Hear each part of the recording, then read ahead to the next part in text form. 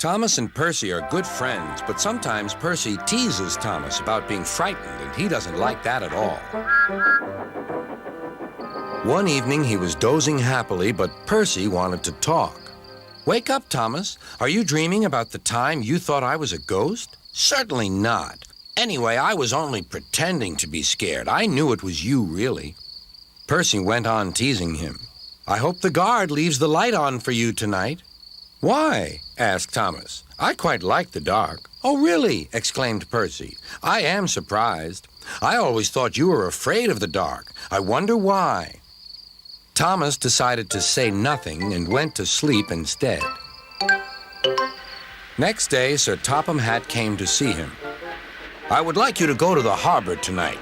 You have to collect something rather unusual." "What sort of something?" asked Thomas. "Wait and see," replied Sir Topham Hatt.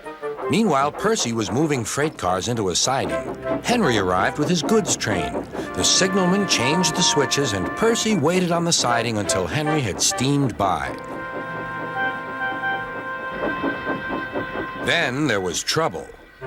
"The switches are jammed," called the signalman. "I can't switch them back for Percy. The workmen will have to mend them in the morning. It's too late now." Said Percy's driver. "I'm sorry, Percy, but you'll have to stay here for the night." "Where are you going?" asked Percy. "Home for tea," replied the fireman. Percy was speechless. He watched as the other engines went home to the shed. Nighttime came, and Percy began to feel very lonely. "Oh, dear," he murmured, "it's very dark." Oh, what's that?" It was only an owl, but Percy didn't realize this. "Oh, I wish Thomas were here too," he sighed. Thomas was waiting for his mysterious load at the harbor. Suddenly, there it was. "Cinders and ashes," cried Thomas. "It's a dragon." "Don't worry," laughed his driver. "This dragon is made of paper. It's for the carnival tomorrow." Workmen lifted the dragon onto Thomas's low loader and put lights all round it for protection. Then Thomas set off into the misty night.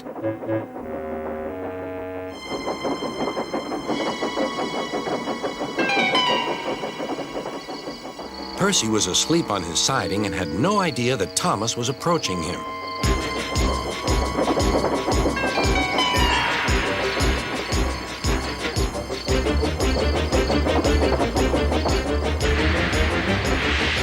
Percy woke up with a start.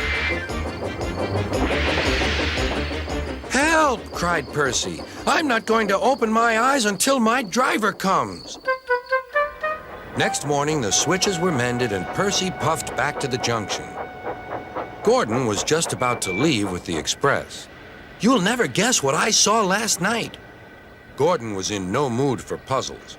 "I'm a busy engine. I don't have time for your games." "I've seen a huge dragon. It was covered in lights." Gordon snorted. "You've been in the sun too long. Your dome has cracked." When the other engines heard the news, they laughed too. "Look out, Percy," chuckled James, "or the dragon may gobble you up." "No one believes me," huffed Percy. Maybe I did imagine the dragon after all. But Percy soon found out that he hadn't. "Help! Save me!" cried Percy. "It's all right," whistled Thomas, and he explained about the carnival. "By the way, how was your night out?" Percy decided to tell Thomas the truth. "Well, Percy," said Thomas, "maybe we do get scared sometimes, but if we're not afraid to tell each other, then that means we're quite brave, too."